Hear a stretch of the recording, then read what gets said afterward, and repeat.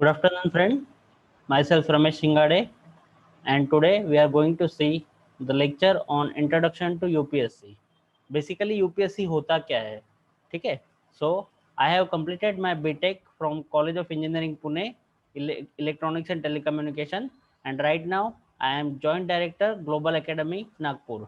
I have appeared for Civil Services interview twice in 2018 and 2016 with a decent score of 919 and 941 respectively. Similarly, I have appeared for 4 civil services mains examinations right since 2016 to 2020. ठीक है? So today we will see कि UPSC होता क्या है, क्या करने होते हैं, how many stages are there, how to tackle each one of them. So let's start our lecture.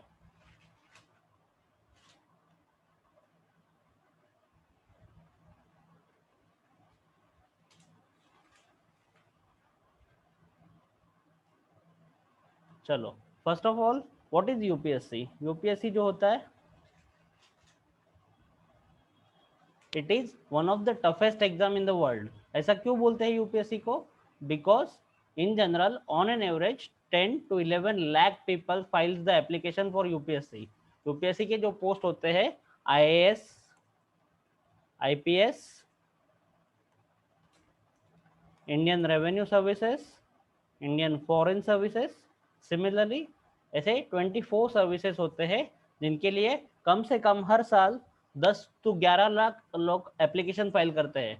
And total number of post on an average होते हैं 800 to 1100. Okay, so the ratio, success ratio of UPSC is 0.01.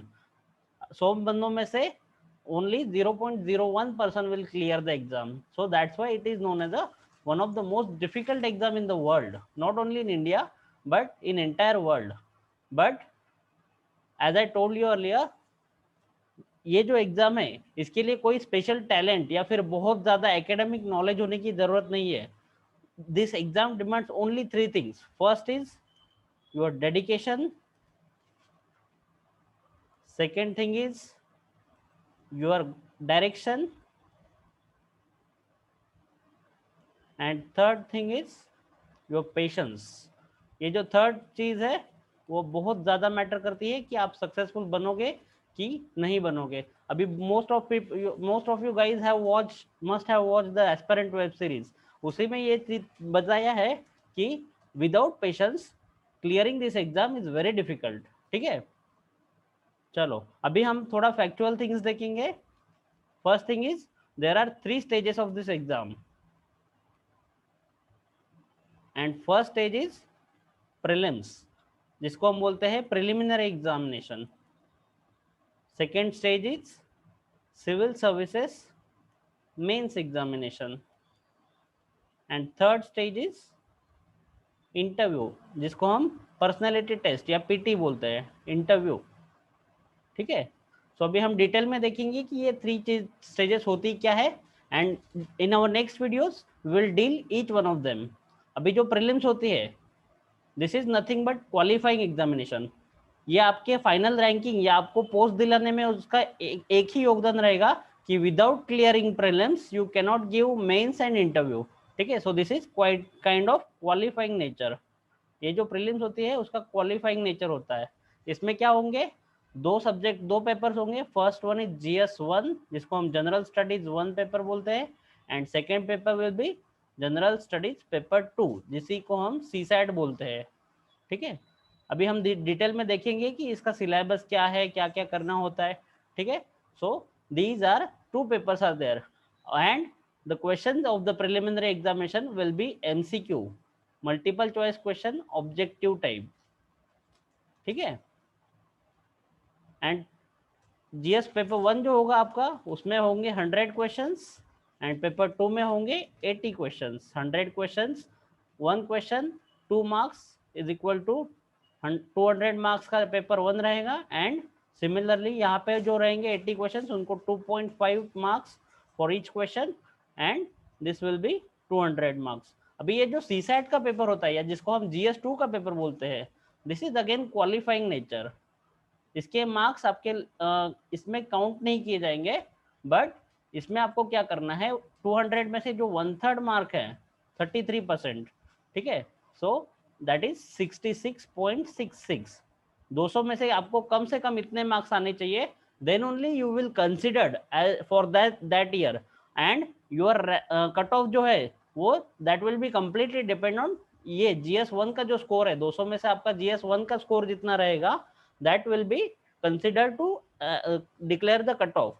ये CSAT में अगर आपने देखो 66.66 है, उसको cross करना है आपको, आप चाहे 150 ले लो या आप 67 ले लो, ठीक है, it doesn't make any difference to UPSC, of course it makes difference to you, ठीक है। So this is all about prelims. अभी हम थोड़ा डिटेल में देखेंगे प्रीलिम्स के बारे में। ये GS पेपर 1 जो होता है it will consider 7 subjects, 7 topics या 7 सब्जेक्ट्स होंगे। First one is polity. अभी ये जो पॉलिटी है this is nothing but Indian polity, contemporary world politics, similarly IR के बारे में इसमें होगा, देन इंडियन कॉन्स्टिट्यूशनल डेवलपमेंट, अपना कॉन्स्टिट्यूशन क्या है, उसके सब इंपॉर्टेंट थिंग्स, ठीक है। So this is all included into polity. Next one is history, Indian history and art and culture. Art and culture is सब पार्ट ऑफ इंडियन हिस्ट्री, ठीक है। This is very important and significant subject from UPSC perspective. अभी ये जो Indian history है इसके 3 सब topic होते हैं, मोस्ट ऑफ द एस्पिरेंट्स को ऑलरेडी पता होगा। First one is ancient history, जिसको हम प्राचीन इतिहास बोलते हैं। Second one is medieval history and third is modern history, that is जो ब्रिटिश आने के बाद हिस्ट्री स्टार्ट हुई, that is nothing but modern history. अभी प्रीलिम्स के लिए अपने को वर्ल्ड हिस्ट्री नहीं है, world history will be included into the mains examination, ठीक है। And similarly there will be many questions on art and culture, art and culture specifically related with India, ठीक है। अभी हम इसके लिए क्या करना है, कैसे करना है, that will be in next videos. Now we are just going through how to what all subjects are there, what all we should study to crack this examination, ठीक है। so this is second subject। third subject is Indian geography, Indian and world geography।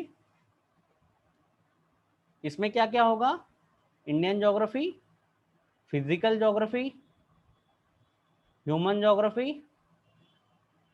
And there will be few questions based on maps.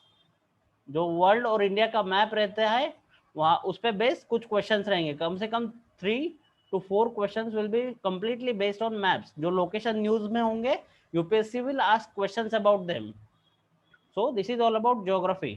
Next subject is environment, और जिसको हम ecology बोलते हैं। Again this is very important subject from UPSC perspective.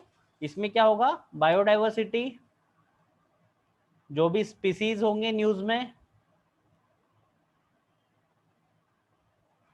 then national and international policies related with environment, जो भी Kyoto करार, बहुत सारे ये होते हैं, कॉन्फ्रेंसेस होते हैं एनवायरमेंट से रिलेटेड, एक्ट्स होते हैं, all of them will can be asked in UPSC examination, ठीक है। so environment will consider at least 10 to 15 questions each year।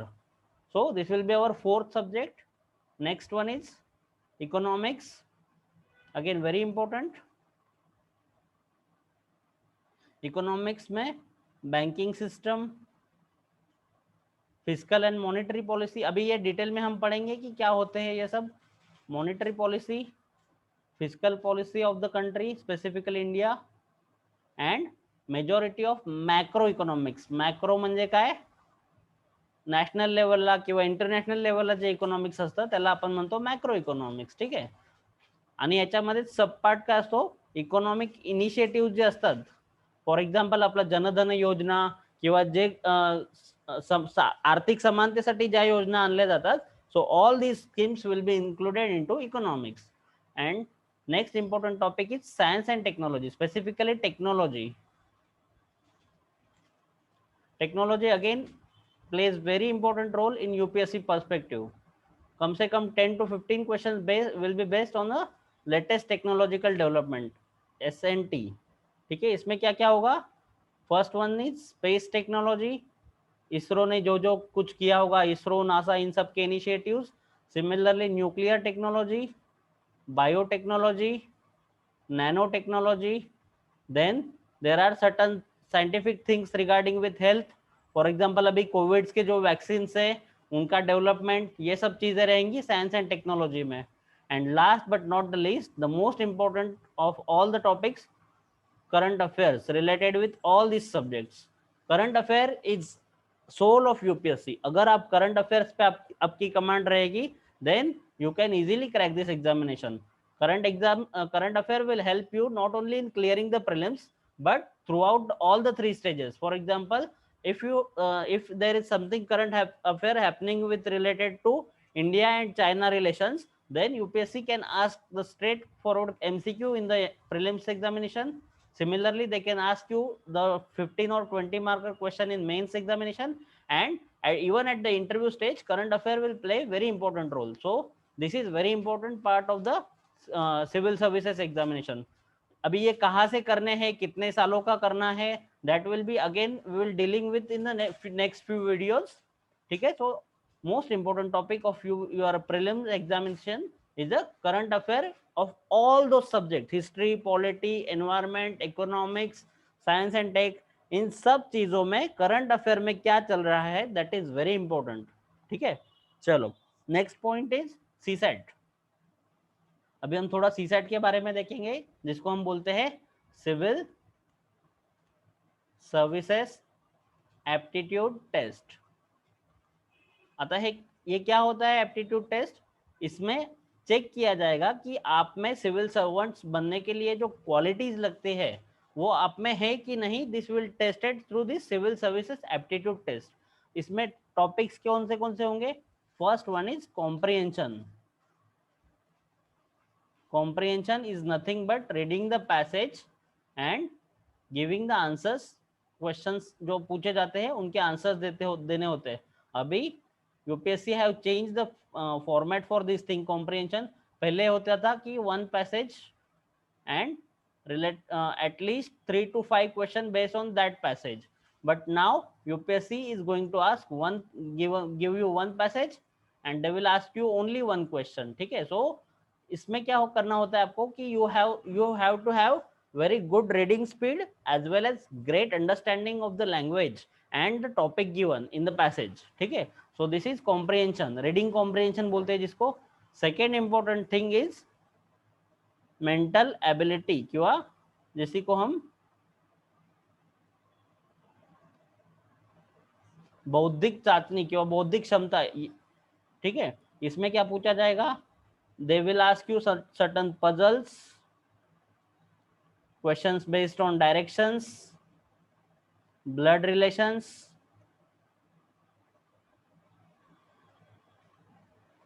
then questions related with calendars, time से रिलेटेड जो question होते हैं, watches का.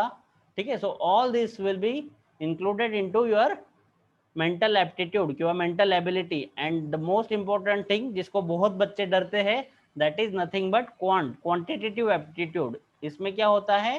There will be some basic mathematical problems of, ये जो quant रहेगा यूपीएससी का प्रीलिम्स का, that will be of 10th standard का जो अपना स्टैंडर्ड होता है. Based on that only they will ask you questions. For example इसमें क्या क्या होगा? प्रोबेबिलिटी. प्रोबेबिलिटी म्हणजे काय? संभाव्यता. अगर कोई इवेंट होने की प्रोबेबिलिटी कितनी है. Second thing will be ages. इस पे क्या क्या करेंगे वो लोग? आपको इक्वेशन देंगे, आपको इक्वेशन सॉल्व करना है एंड आंसर निकालना है. Third thing will B averages. अभी ये कैसे करेंगे हम आराम से डिटेल में अपने कोर्स में देखेंगे. ठीक है. सो एवरेजेस आपको निकालना होगा. Next thing will B mixtures and allegations.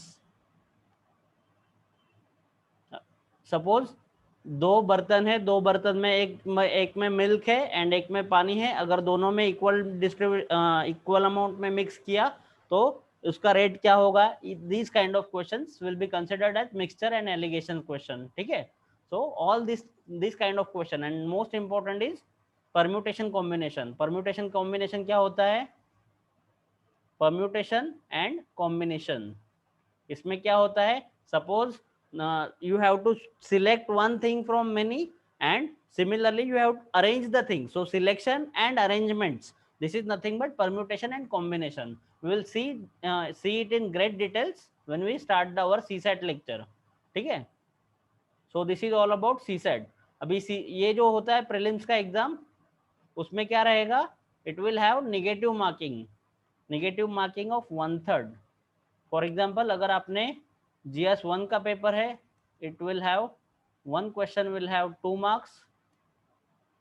अगर आपने ये वो क्वेश्चन गलत मार्क किया, उसका आंसर गलत दिया, तो आपके 0.66 marks will be deducted from whatever you are getting from correct answer. उसमें से 0.66 जो होगा वो डिडक्ट किया जाएगा. Similarly there will be deduction of 1/3 mark given to 2.5 mark जो होते हैं CSAT के पेपर के.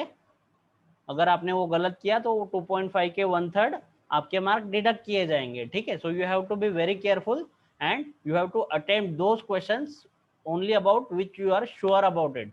ठीक है? So this is all about prelims examination. Next is mains examination.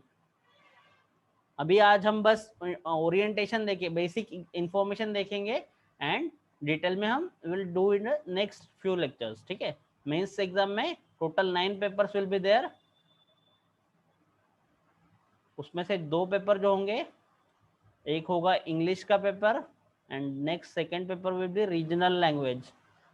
अगर आपका रीजनल लैंग्वेज मराठी है तो you can give a Marathi paper. ये आपको चूज करना होता है. अगर आप हिंदी लिखना चाहते हो, you can take Hindi. Any there are 22 official languages, you can choose any one of them. ठीक आहे? सो हे जे 2 पेपर असतात they will be of 300 marks each. 300 मार्कांचे पेपर असणार आहे. उसमें से आपको 25% मतलब 75 मार्क्स आपको लाने ही लाने हैं. अगर आपने 75 मार्क्स नहीं ला पाए तो जो बाकी बचे 7 पेपर है they are not going to evaluated by UPSC. ये 2 paper will be qualifying nature. इनके जो मार्क्स मिलेंगे आपको, वो आपको फाइनल रैंक में काउंट नहीं किए जाएंगे. बट अगर आपने 300 में से 75 मार्क्स नहीं लाए इन दोनों पेपर में, तो आपका जो बाकी पेपर लिखे हैं उनका कोई मतलब नहीं रह जाएगा. ठीक है? सो ये आपको याद रखना है. अभी नेक्स्ट इंपॉर्टेंट थिंग, अभी कैलकुलेशन आपको जो फाइनल रैंकिंग है वो कौन से बेसिस पे किया जाएगा? ये जो 7 पेपर है मेंस के, first one is essay paper, second is GS papers. GS में 4 टाइप रहेंगे, 1 2 3 4 ये रहेगा. And 2 papers will be of your optional paper 1 and paper 2. अभी each one of this papers, ये सारे के सारे जो पेपर है that will be of 250 marks. ठीक है? 250 मार्क्स के 7 पेपर रहेंगे तो टोटल विल बी 1750. 1750 मार्क का आपका टोटल मेंस रहेगा. एंड इसमें से जो मार्क्स मिलेंगे प्लस इंटरव्यू के जो आपके इंटरव्यू रहेगा 275 मार्क्स का. So total will be 2025. इसमें से आपको जितने मार्क्स मिलेंगे that will be counted for your जो फाइनल रैंक रहेगी. और आपका सर्विस, आपका केडर, ये सब चीजें इन मार्क्स पे डिपेंड रहेगा. ठीक है? चलो अभी हम थोड़ा सा डिटेल में देखेंगे कि इसमें क्या क्या होगा.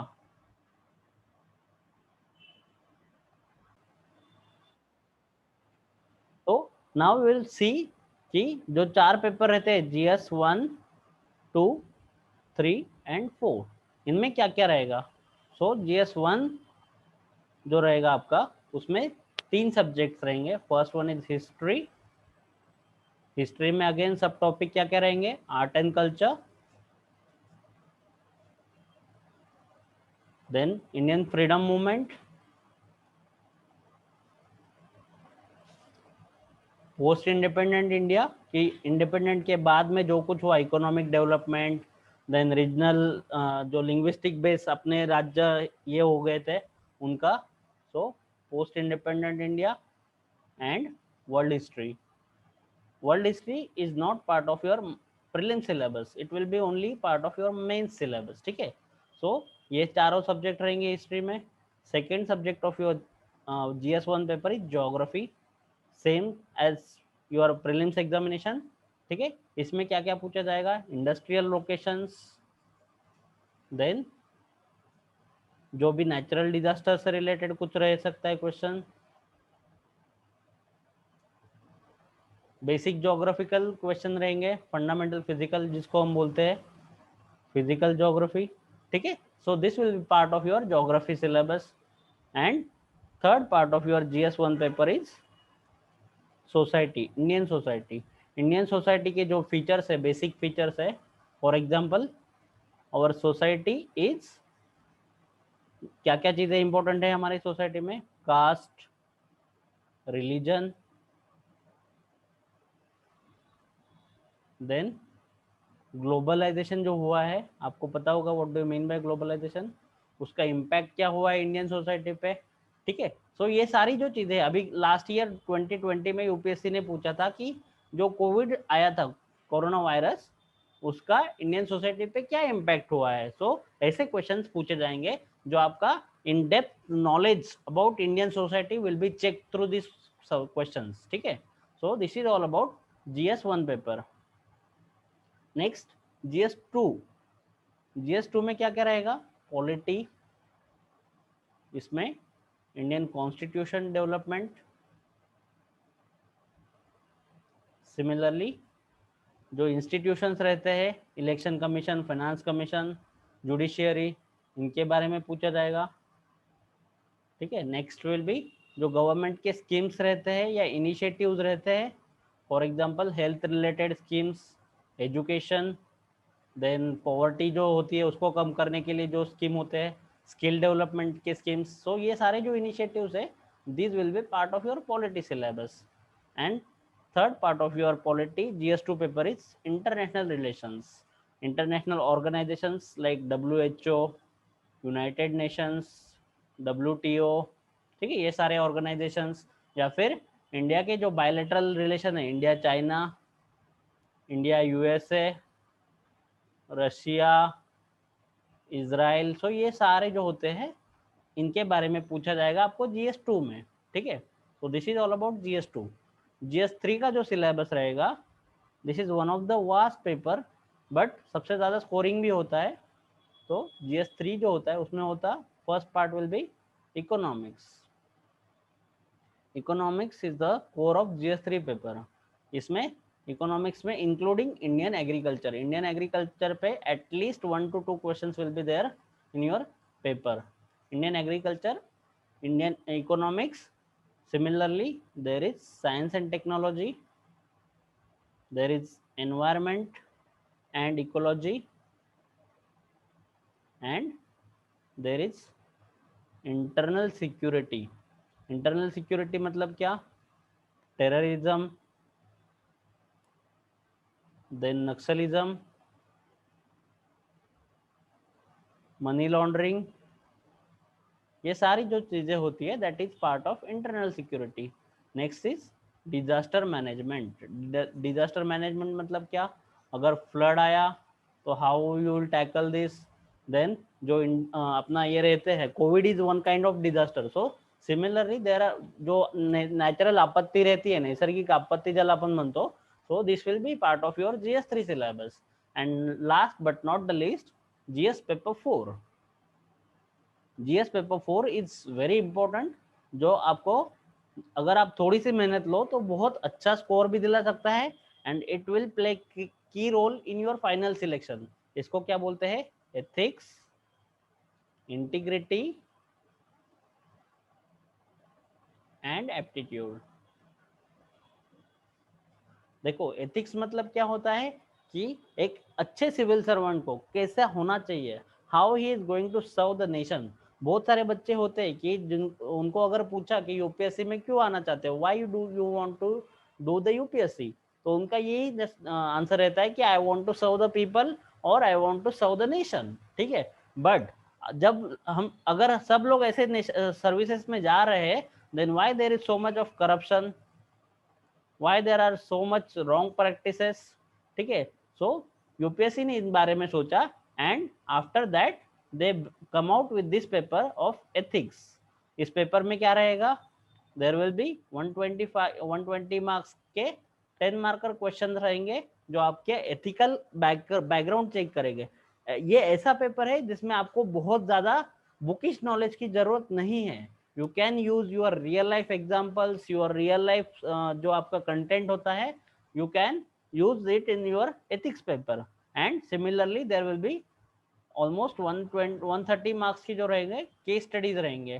केस स्टडीज मतलब क्या होगा कि आपको उन्होंने सिचुएशंस दिए होंगे and you have to tackle दो सिचुएशन। अगर आपके जो आंसर्स है उनमें आपका एथिक्स रिफ्लेक्ट होना चाहिए, then only you will get good marks in ethics. Okay, so this is paper 4।